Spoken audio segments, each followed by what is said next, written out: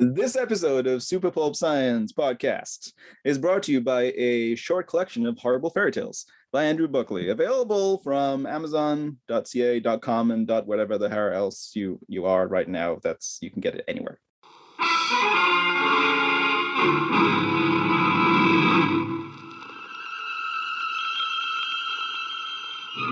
Attention, citizens! It's time for Super Pulp Science. This is Super Pulp Science, where we talk about how genre gets made. I am here with my long-suffering producer, Dan Vadeboncoeur, and we have tracked down, in the wild, fairy tale writer Andrew Buckley to tell us about what makes a good story. Andrew, welcome to the show. Thank you for having me, guys. So I know you're probably tired of being asked so many specific questions about Stiltskin, your novel about the son of the Mad Hatter and all of the fairy tale stuff that goes in it. So instead, I'm going to jump to the book I just saw you unbox, Horrible Fairy Tales. Tell me about this. Yeah, absolutely. A short collection of horrible fairy tales is a compilation of 6 fairy tales that I wrote a while ago now, that were originally a companion piece to my full-length novel Stiltskin. And I wrote them partially as marketing and promo materials, partially because I really love fairy tales and I wanted to write some original ones, and because I like the original fairy tales that were kind of gruesome, and I wanted that kind of element, but with the same satirical humor that I wrote Stiltskin in.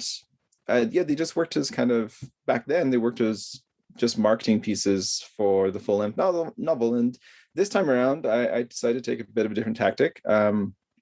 I teach a fair amount of novel writing classes, and I've always been traditionally published. So I also wanted to self-publish something. And so I decided to compile those original fairy tales and tweak them up a little bit and put them all into one glorious little book that I can resell, and I self-published it. Dun, dun, dun. I know. Now, for the dear listener, it's important to, I think, give some context that since I'm from comic book land, primarily, in comic book land, if somebody makes their own story, draws their own story, prints their own story, brings it to cons and sells it, it's just a comic. There's almost no distinction between what's self-published and what's published by the big two. If the form matches, the consumers of that world appreciate it, and their main question is, how do I find the next one if it's not available in stores?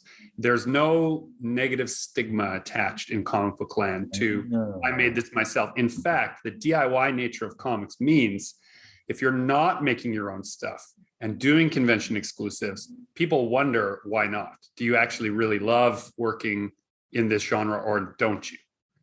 Whereas from traditional publishing, there is this sort of weird misconception about a regular publisher versus a book that you completely control. How did you make that decision to say, haha, damn convention, I'm going to do it myself? It's a mixture of things. Years and years ago, eons ago, back in yesteryear, when I was first published, my first book was Death to Devil and the Goldfish, and it published December 12th, 2012, I think, originally. And I remember sitting there and wondering, like, what the hell do I do next? Like, it's published and woo, it's great. And I don't know what the hell I'm supposed to actually do with that now. Do I keep writing other things? Do I write a sequel? Do I? So I started a podcast that was short-lived, but I recorded 13 episodes, and I reached out to people in the industry to basically ask, to fact find, like, what did you people do after all this occurred? And one person I spoke to was a gentleman called Michael Sullivan. He was a very successful self-published author of fantasy, and he lives out in Eastern Canada. He caught the wave of self-publishing just as it started. And his wife was a professional marketer, and so they had this perfect fusion of him being able to self-publish and her being able to market his books. And he basically got in as an early adopter of self-publishing, and he made millions Like he got a 6-figure deal with Orion a couple of years later, and he ended up breaking his contract because he just wasn't making enough with an actual traditional publishing method as what he was self-publishing. And so that always sat in my brain as like, because I'd always thought you have to do the traditional publishing. You get an agent, you get a publisher, and that's how your work goes out into the world. And even teaching novel writing, even I, for a while, held onto this stigma, like, you shouldn't self-publish first. If you self-publish first, then you're lynching yourself a little bit, because a lot of agents will then not look at you. A lot of publishers won't look at you. And that still sadly remains true in the industry. But as somebody who was already traditionally published, a few months ago, well, actually as long as last year sometime, I'd been chatting with a friend about it. I'm like, I should try it because there's so many tools out there. No one's going to like pull my publishing contracts at this point. I should give it a try and see how easy it is, how effective it is, and how I feel about having, that kind of control over my work. So not rely on hearsay, but actually experience. I wanted to know both sides of the coin because I've worked in publishing, I've worked for publishers, so I've been an author, I've been, a publisher. Like I've seen both sides, but I hadn't seen the self-publishing side. And as far as the process goes, super, super damn easy. So what that tells me on the one hand, I mean, it's great because it is that easy. But I still hold on to the same stuff that I teach, and that, I mean, it sucks because it's that easy. It explains why the market is so flooded. It explains why there's so much content out there now, and why it's so challenging, whether you're self-published or published, to actually get people to read your work. So it's, as far as an experiment is concerned, it's interesting. What I do like is that it's super cheap for me to get copies of my own work to resell at conferences. That is a huge plus that I have never experienced before. I buy so little of my own product because all my publishers in the US, and to get US copies printed and then shipped here, even with my author discount, I've got to resell them for what seems like a ridiculous price to me to actually make a profit.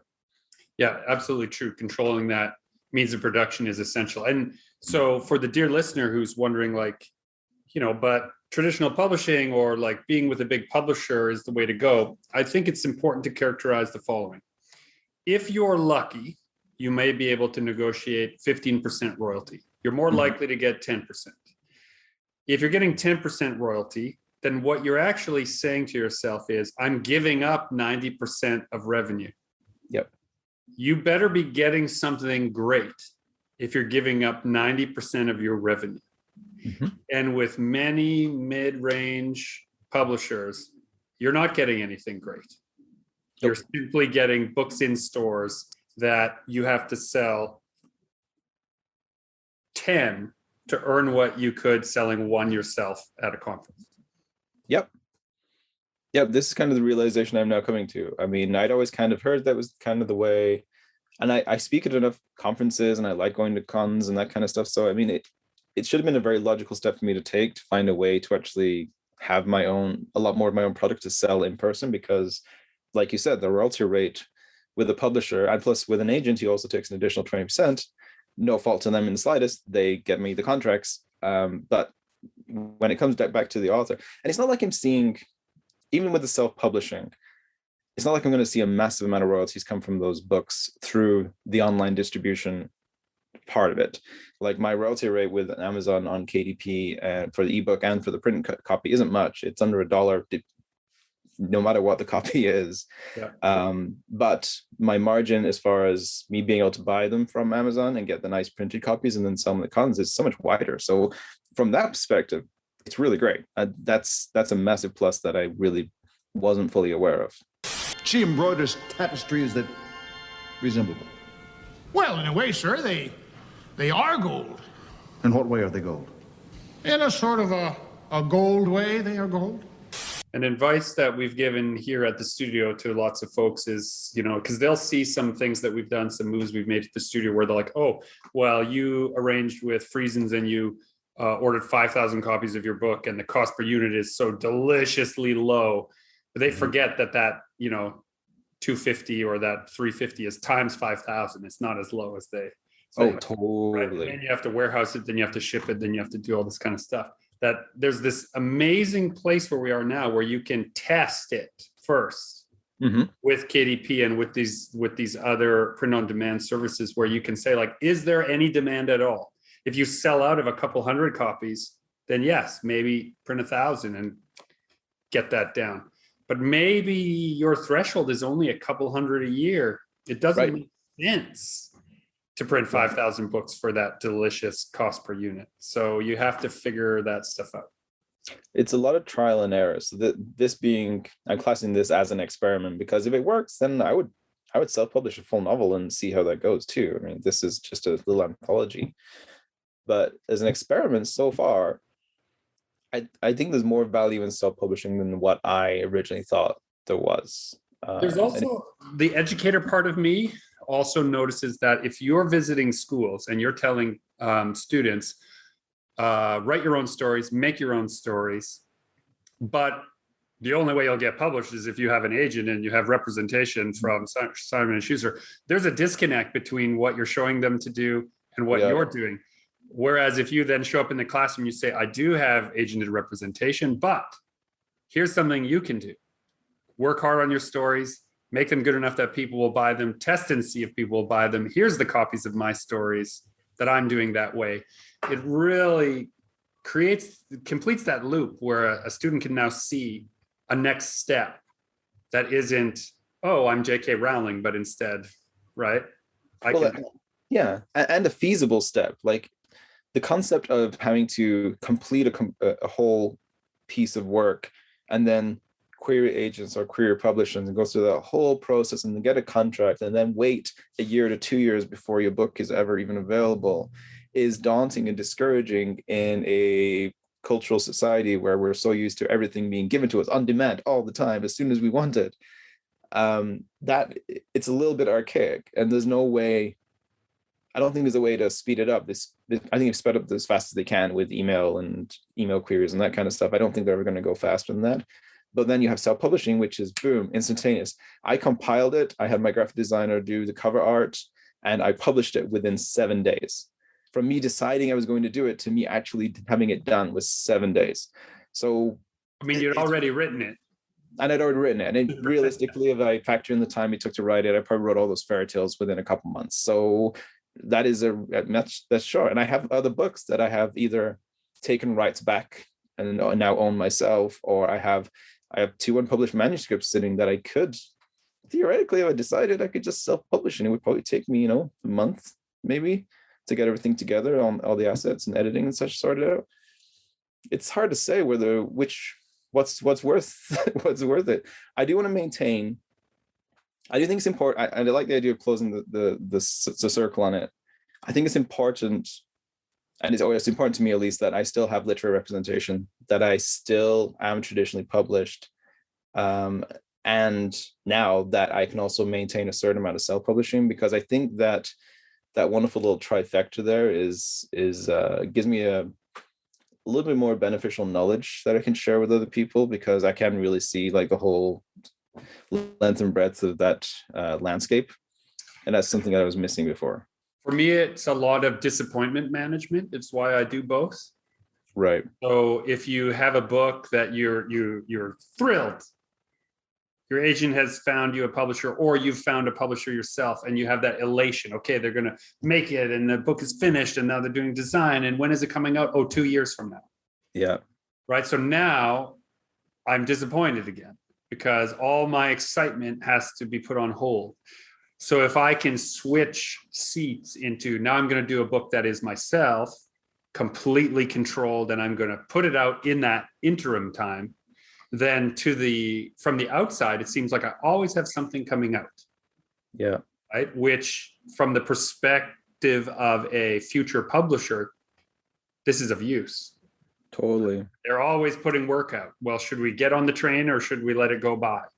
Right. This is, I think, an important part. Whereas if you're just constantly waiting, it might take you 10 years to get 5 books out. But in that 10 years, if you had those 5 from traditional publishers and you did 5 yourself, now you got a book a year every year. Yeah, but there's still a problem with that though, because that stigma still exists, and traditional publishers like just hate it. I interviewed, as part of that podcast series that I did, one of the gentlemen that I interviewed, like conversely, Michael Sullivan, self-publishing, wonderful success story. Jack White, who wrote a lot of King Arthurian legend, who passed away a couple of years ago. He lived locally, actually not far from me, and we sat down, had a wonderful chat. We got to the part. That was his big one, right? Or the Which one? Singing Sword? Isn't that Yes, yeah, I think so. Yeah, he did all the Arthurian stuff, and he was traditional. He moved to Canada from Scotland. He got an agent. Penguin picked him up. Like, he was traditionally published to the nines, and he was successful. But he came through a time when there was no digital publishing, no self-publishing. Like, the competition. And there were bookstores everywhere. Everywhere, like totally able to be able to do that. But when we got to the in the Q&A session in the interview, when I got to the part and asked him what his thoughts were on digital publishing and self-publishing, he just raged for like 10 minutes. He was livid as an older gentleman, like his Scottish bro came out, and he got so frustrated with it. And that interview's still somewhere online, but that section, he just hated the fact that the gatekeepers who managed the quality, who managed, what people should and should not read, were completely removed, and everybody can just go around them and anybody can do it. In his mind, it belittled what he had worked on for 4 decades. So it's, I think that archaic thinking is still going to be in existence for quite some time. Well, let me throw a wrinkle in there. You're going to say something, Dan? I just wonder, is there any type of public perception of lower quality of self-published books versus big name publishers, right? Like, I kind of feel like that is a bit of a perception, that it's not, because it hasn't gone through all the processes necessarily that all these other professionally produced books have, that it's not going to be as good. Often you can tell by the cover. Is that right? You can actually judge a book by its cover? Oh, yeah. Because this is a visual medium. It's not a visual medium. We're on a podcast. Pardon me, it's not a visual medium. That's what I meant to say. I'm going to show you a cover. We're not going to say the name of the book. Okay. We're not going to say, I'm going to show you 2 books off of this shelf here. I'll show you 2, Andrew. And you tell me which of the 2. But let me hear your thoughts on that, Andrew, while Greg is doing that. Yeah. I think I kind of agree with Greg. It kind of does come down to the cover, because if somebody's self-published, you can almost always tell that they're self-published because their cover is generally pretty terrible. But is that indicative of the book being terrible, though? They could be the best writer in the world, and they just haven't gone through the process and decided to, go through the gatekeepers to discover that. Or, maybe they're absolutely terrible. Who knows? First of all, Dan, we're not going to name names. We're not going to shame any authors. Everyone is doing their best. Okay. And accidents happen 5 miles from home. Oh. So, right. I think that's what's happening on one of these covers. Is just, you're almost home. Oops. Right. So here's 2 books. You point to the one that is self-published. Okay. Here's 2 books. You tell me by color scheme. There we go. Which of the 2 is self-published? Here's one. Okay, not that one. And here's the other one. That one. That one. They're both self-published. Oh. And that's the difference. Yes. Right? One of them clearly asked a professional about graphic design. Yeah, why did you hold up this one when you... Yeah, prove it. And one clearly did not. Yeah, okay. Right? So it does come down to the cover in the end. Yes, Father? Wash your face. Put on a dress. You're going to meet the king. My father, you've been drinking in town. The king wants to meet you. Put down that chicken.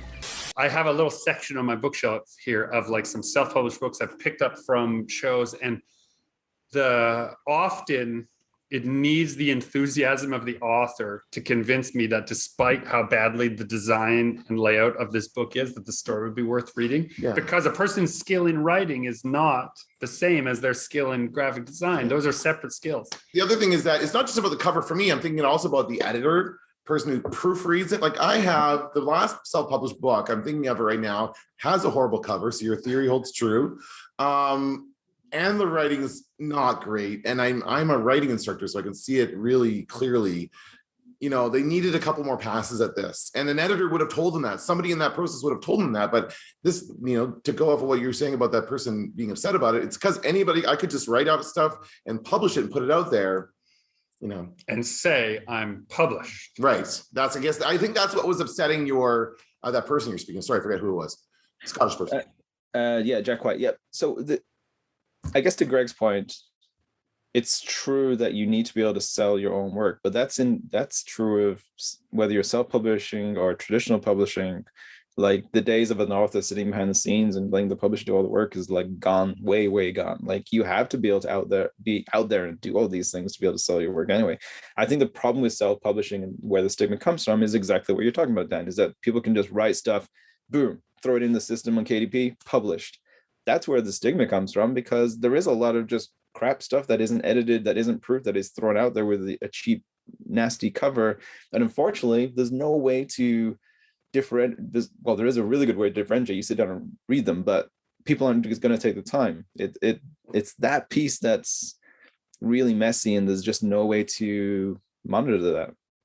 And people say don't judge a book by its cover. That's an age-old thing, but that's actually not true. You can judge most books by their covers because the cover contains the title, right? And it contains images reflective of the care taken to package this book.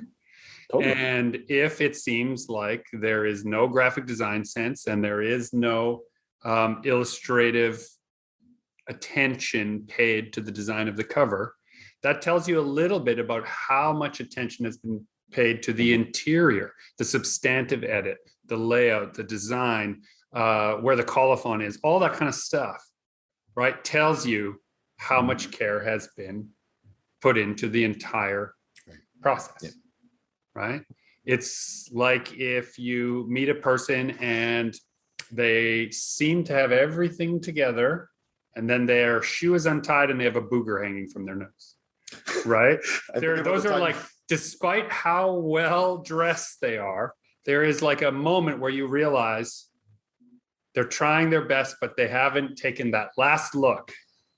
I'm gonna pick an example with you. You remember when you spoke in front of my class and you had a fluff hanging from I had your a beard? fluff from my beard. Yeah, I had a beard and fluff. he's like, hey, how's it going, guys? And he's all excited and doing this Greg thing. And there's a big, like, it was from a scarf or something. Yeah, my scarf had a fluff. And one of your students was amazing. They just like, out, right, hey, man, you sound great. Take that thing off your face. Yeah, it's fantastic. And so that first impression is so important, right? Oh, it is. And sometimes you'll fall flat on your face, right? Not knowing it, but you should, Well, there's so many ways you can fail. I mean, you can fail by, through bad editing, bad proofing. You fail by not paying attention to the cover art. You can fail by sharing something on social media that you shouldn't. You can fail by being at a con and not effectively selling your own work. Like there's so many different being a bad writer too. That's okay. I suppose, yeah, all the way back to you could just be a bad writer. That's entirely possible. Or bad at a certain book, or a certain book doesn't connect with readers, or, there is such a thing. I don't think there's such a thing as bad creativity, but I do think there's such a thing as bad delivery.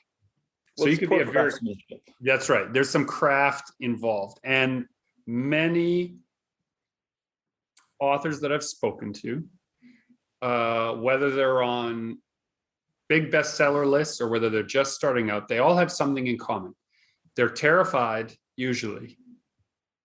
And when we're speaking off the recording or off camera, they usually will confide that they're certain their new book is awful. They've lost the objectivity. And if not for an editor, a publisher, a person, those people who are taking the 90% share, what they're also doing is confiding in that author. You're good enough. You can do it. We're going to put money behind it. We're going to put marketing behind it. It is a story worth sharing, and we'll prove it to you. Yes, it costs 90% of the profits, but we're running a whole machine here. And that reassurance is really nice, but it still doesn't. I think authors, in their very nature, they're always their own worst critics, and they all believe that they're imposters in their own industry, which I'm personally not, but I'm one of the few that I think I'm amazing. I'm stupidly overconfident. If you don't have that imposter syndrome, you automatically fool yourself. You're the greatest writer ever. That's always exactly. I have no qualms. I think what I do is pretty good. I'm happy with the sphere that I operate within. Are there better? Of course, there's tons of better writers than me, but I'm pretty confident in what I do. But a case in point that I can't mention the name, but like New York Times bestselling author who I've been, friendly with for the better part of 15 years. I reached out to him and asked him if he would teach a class for Wordsmith. And he sent me this heartbreaking email where he's like, I just don't feel confident enough that I have anything worth sharing. I'm like, dude, you have like, I see your books everywhere. You've been on bestseller lists. You tour around the world. Like, how is it possible that you are not confident enough to be able to sit with 20 students and be like, this is how I did it?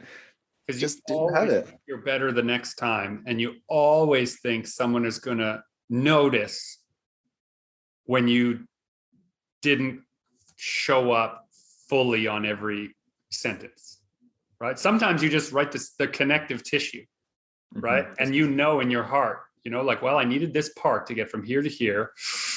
If I had a month, I could make it really good, but I actually have 20 minutes before it's due to the agent.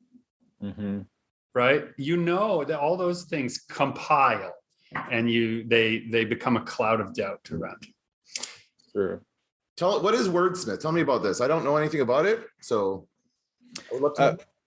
Wordsmith Academy started out one way and has become something else. How it started was that I had developed a novel writing course about 4 years ago, which I taught for a couple of years to live, in-person students. Usually about 3 or 4 different sections per year. And I wrote it simply because I wanted to help people get out of their own way. I, tripped and I fell and I stumbled my way into writing novels and being published and having an agent and all that kind of stuff. And if I just known just a basic foundational understanding of certain things, I could have had a much straighter line through on that particular journey. So I wrote that novel writing course to try and help people basically, learn storycraft, plan their stories to help them actually finish their stories, which was, a big part of it. And, the different paths to publishing that existed, which now I clearly have to edit, a little more in favor of self-publishing than I had before. And based on that, I went on a road trip with a friend of mine who's a graphic designer, videographer, website designer, and he's like, we should put this online. Like, why don't we record it and make an online thing? So that's kind of where Wordsmith started. And we built it on the ethos that it would be a writing hub, a community that we could build that would offer online courses where we would control the content. So we would actually fly in instructors. We had our studio space. We would film them. We would cut it together. Like, we would make it look really good and be high quality. We launched in November 2019. March 2020 is when COVID occurred, and it messed everything up.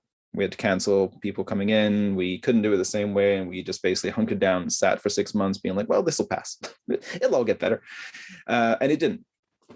And so then we had to pivot. So we pivoted into a different direction and decided, you know what? Okay, we'll let go of the quality side of it. We'll have people record wherever they are. We'll do, because all the schools have been locked down and everything was all of a sudden in live scheduled classes, we'll switch to that format. That is popular. Everyone is adapting to it. We'll do live scheduled classes. We did that in the fall of 2020, and it went really great. We filled a bunch of classes. We had some great instructors, people we were going to fly in to record our original courses, and it was awesome. It went really well. Got to spring 2021. We're going to do it again. I was working full time. My business partner was working full time. We were exhausted, and we just we couldn't conceive doing another semester because it was so much work to put it all together, successful as it was. So then I decided to quit my job June 2021 and was like, you know what, I'm going to let it go, and I'm going to actually, make something of this. I'll do my own freelance. I'll build my author platform to a better state than it has been, and we'll build Wordsmith into something. If I were to turn this toy into gold, what will you give me? Oh, anything. But what have I got of any worth? This ribbon. So we redid it again, and we pivoted again based on what was happening. So then we built it out so that we would have live classes, we would have online self-paced classes, and then online self-paced courses, which would be longer form. And that's basically brings us to now, I suppose, obviously last week at least, as to what we've been experiencing. And once again, we're finding that we have to pivot again because of the way that people's mindsets have gone as far as online classes and such are concerned. But that's kind of the long and short of it. Let's take a minute and talk about that change in people's behavior from I'm trapped at home, I'll take a course, sure, to I probably should stay home, but now I don't have to. What has that done to how people show up for online content? I think there was a desperation when everything got locked down, because it was something we as a civilization have not encountered. or at least generationally, we've not encountered it. We've never had to be locked down. None of us have, at least North America, have been through a war where we've had to stay home or hunker down. Just never occurred. So I think in a blind panic, and because it became a very natural thing for students in general to switch to online live scheduled classes, for that first year, that was the thing. We were drawn to online content that was available and scheduled. Why Tiger King was so popular. Like, you release Tiger King today, it ain't going to be as popular. Yeah. But then we had little choice in the matter. Like, it happened at the right time. But then having to switch again this time around. Briefly to tell you a story, my wife was in the mountains of BC hiking with a friend. They were way off trail. They were in the middle of nowhere. They found this rickety bridge that sort of spanned two places, and written in white paint across it was, Carol Baskin is guilty of murder. Somewhere in the middle of nowhere, in the middle of the pandemic. So somebody felt really passionate about that. Yes, really passionate to just express themselves to the mountains and to the Brit, and they knew someone eventually would have to find this place. That's where we were at, right? Like, we felt like we were in the middle of nowhere, and we just needed any connection anywhere. Yeah, so people were jumping on everything. Like, there was that, I think there was that, everybody had that mindset where, I want to learn new things. Because what else am I going to do? All of a sudden, I have time that I didn't have before. I might as well make use of it and do something and search for that connectivity that I would normally get from going out and do it elsewhere. And that all worked probably for the better part of a year. Now that everything is opening up, people are going out more. I think there's a weird mix happening, or what we're finding is a weird mix where we can't get people to show up to live scheduled online classes. People have run that gauntlet, and I don't think they want it anymore, not in the same way. So now they're wanting live in-person classes again. I think there seems to be a rise in that, or they want to be able to do things on their own time. They do not want to be held to be somewhere at 6 o'clock, even if it is sitting in their comfiest chair in front of their computer. They simply don't want that anymore. Like, it's that switch has been really interesting to see and surprising because I didn't see it coming. So we have to pivot as a result. I got something to say on that. Yeah, go, Dan. Go. I don't know why I said let loose, Dan. Okay. Dan I'm not going to let loose. I've been spending the last 2 years teaching. I teach at Red River College here in Winnipeg. And so I've been taking my material, which I normally teach in a classroom with students, like as you have done as well, and as I'm sure as you have done. And then taking that material and putting it online on Teams or Zoom or one of these video conferencing platforms, there's something lost, and I can't quite quantify what it is. There's a connection that is lost in that environment, in the online environment, that is integral to learning. And I've struggled with it this last 2 years. I cannot. The person that taught psychology will tell you what's missing is your mirror neurons. No, what? Mirror neurons. Neurons. They're the part I'll say that 5 times fast. Mirror neurons. It's the part of your brain that connects with the humans that are in closest proximity to you. Yeah. Our mirror neurons are active. Andrew, I'm sorry, ours are not. That's just how I feel it. The biology of humans are. Okay. Right. And so it's the way in which bad behavior or good behavior transfers through a crowd quickly. It's through mirror neurons. It's the part of your brain that mirrors the behavior of the people closest to you. So when you have one disruptive kid who then disrupts the kid next to him, and then they start talking, and then the next one starts talking, and so on and so forth. Right. Mm-hmm. The same is true of good behavior. If you have those kids who normally disrupt, who are engaged, then it spreads. Yeah. Right. So when you're online, it's just that screen is not your whole biology as a human being has evolved to read subtle cues in body language more so than language itself. And so 80% of the actual information of a human being is absent in every online class. And it's really hard to connect. And that's why people are sick of it. We don't have to do it anymore because things are opening up, things are getting back to normal. So people want to get back in person. I think that's just the basics. Well, and also the transitional nature of that. I mean, I sympathize with you having to teach virtually. I can't even imagine what that would be like to have to do that a lot. I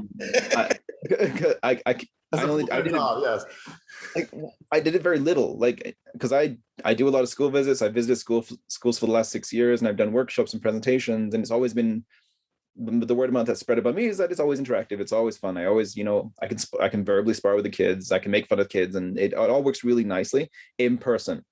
When the pandemic hit and I didn't do anything for that first year, and then last year I was like, well, I should do some virtual stuff at least. And I did virtual ones, but you can't see how how everyone's reacting. Mm-hmm. And it's so frustrating to not be able to have that piece. But then when things did start to open up, I started doing school visits at the end of last year, or was it early this year? The mask mandate was still in effect. So I had to wear masks wherever I went. There was still a weird loss because all of this was cut off. Because you couldn't see how people were emoting. And I talked to a bunch of teachers about it and said, yeah, it's a fucking nightmare because you simply can't. For one thing, I can't see how the kids are reacting to me, but the kids can't see my expression, how I'm trying to emote to them. And even though you might have the body language side of it, this part of your face is so expressive that you're missing a piece. So when finally the mask mandate got lifted and I was in schools again, it was so different, night and day. It was so much easier to be interactive and quick and snappy and keep them engaged because all of a sudden we can all see each other again. Mm-hmm. It's interesting. Funny anecdote, I did Calgary Comic-Con recently and I wore my mask, even though the lift mandate had been lifted in Alberta. It just didn't seem smart for me to do that. So, and it turns out good because many of the people who attended had to visit their medical professionals soon after. But the point I'm going to make is that I was masked and the person across from me who knows me a little bit, they're like, not only are you normally very expressive, you're a hand talker, Greg, you were like, your body was trying to make up for everything your face couldn't say. And it was just so obvious that at one point, they're like, it was like watching an episode of The Muppets, right? Where I realized that must have been true because I'm behind the table and I'm just trying so hard to connect with all those other parts, right? And so absolutely ridiculous. I am next week in schools for a week and we will see how that goes. And I'll see if I can tone down the Fozzie Bear or the Kermit hands and just emote with my fine features. We'll see how it goes. I'm so pleased with all this gold. What makes a good fairy tale? Good fairy tales. I mean, arguably, there's a lot of different ways to slice this one up, but my opinion, or as far as how I resonate with fairy tales, I mean, they have to teach some kind of moral lesson, but the moral lessons that fairy tales used to teach were based on, the generational culture at the time. I mean, these were written 200 to 1,000 years ago, and it was a lot of strangers. Yep, fear right? Strangers. Don't let your kids be alone. Yep. Old people in the woods might eat you.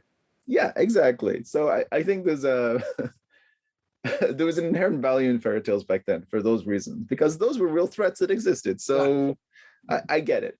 What I really appreciated about those original ones before the Brothers Grimm got hold of them and made them all happily ever after stuff was that they were really quite gruesome. Like, they were dark, they were sinister, they were horror stories, and they had serious, terrible outcomes to them, which I really enjoyed, because it was almost told in a weird, darkly humorous slant. But then, the woman got cooked in the oven at the end. I'm like, holy shit, you just cooked somebody alive. That's really horrible. But you really taught a nice lesson in it.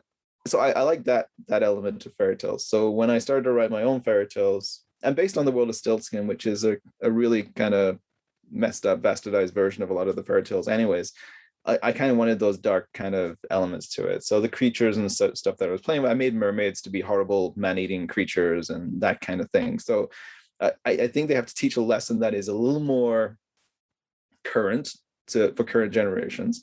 And I think they still have to hold a bit more of a gruesome edge, but told in a humorous slant, because that still resonates with people. When I tell those fairy tales in schools, whether it's elementary school or middle or high schools, they all love them. Elementary schools, even more so, really liked all the gruesome, dark stuff. Like they love those pieces. So it's almost like the less exposure they have to anything actually horrible, they can imagine it in a fun way.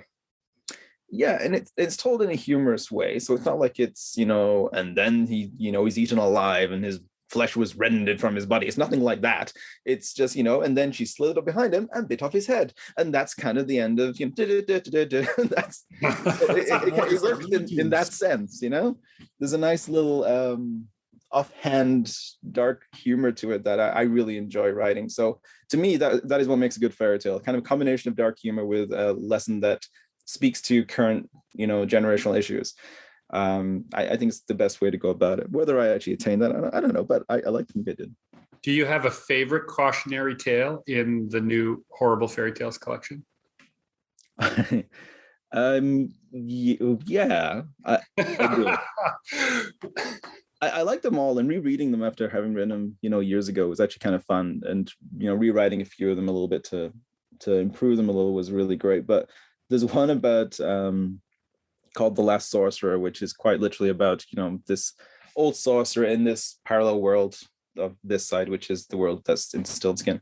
And he's the last sorcerer, last of his kind. And he's never done anything to leave his mark on the world. And he's going to die soon, and he wants to do it. So he decides that he's going to invent the perfect female. And that is what he's going to leave. That's what's going to leave his mark on the world, by creating the perfect ever female. And so he does it all in an elaborate fashion, as a sorcerer would. And he, makes her a redhead, which I joke about redheads a fair amount in a lot of my work, because I'm married to one and my daughter's one. So I feel I have some. I'm what gives you the right? Yeah, exactly. And I make fun of them in every class I go to, and it's always funny. But although I did call one a ginger once in a classroom, and I got a talking to from the teacher afterwards. Apparently, that's not good. Yeah, I'm probably not allowed to do that. I didn't know that. Anyways, so that he creates this female. This perfect female as far as he sees it, and he pulls all of the energy and mental and emotional value from a nearby village to funnel into this creation so that she has a mind of her own. But the village he's funneling it from is a village full of angry women who believe that they don't need a man to justify their existence, and it's this village called feministry or something like that. And so it's just, so she gets imbued with all this, rage. So when he brings it alive, she's just standing on top of a dark mountaintop naked, and this old man's smiling at her. And so she immediately loses her mind, and he ends up pushing her, or throwing a rock at him, and he ends up falling to his death down the cliff. And the whole, point of it is that you shouldn't mess with what you simply don't understand or have any capacity. And also to fear redheads is kind of the parallel lesson that goes with it. That is one of my favorites because I can relate to it really well, having been married to a redhead, having a teenage daughter who's a redhead. So that still remains to be one of my favorites. Do you find that modern collections of students are still being read fairy tales, are still aware of fairy tales? Are fairy tales something that are still around in everyday circles? Yes. Only because I've taught for a fairy tale workshop for 6 years now, and it's still the most popular one I've ever written and taught. And I always open it with tell me all the fairy tales you can. And everybody knows the fairy tales, no matter what age they are, no matter, what part of the country they're from. Everybody knows fairy tales. There's a lifelong resonance to those things that just surpasses everything else, which is really weird. Yeah, but I'm absolutely astounded by it. I have a graphic novel project called Fairy Tale Ending, and I took all the character designs for it, and I made a interactive classroom story project that I did over pandemic with about 40 different classrooms. And what was amazing is I gave them a choice that students could pick from one of 45 or 50 different fairy tale characters. And even the ones that were so obscure, like the girl with no hands, or, all these weird ones that I was only I, who've been researching this for years and putting all this together, will know what these are. And I get to be the expert and tell them. No, kids knew it. And I couldn't get over how that's still so prevalent cross-culturally. Well, it's not even that. It's not they don't even just know the ones that they've grown up listening to or seeing in Disney movies. I've been in a few elementary schools where I've been in a grade 6 class where I've been blown away that I'm okay, do you want to know what the real ending to, Snow White and the Seven Dwarfs is? And there's always going to be one weird messed up kid who's I know what happened. And they know what the original horrible gruesome ending to Snow White is. I'm shocked you know this, but that's amazing. Can we say what it is? I don't even know what it is. It's kind of happens the same way up until the end, because in the Disney-fied happy ending version, the evil queen dies. She falls down a cliff and is killed.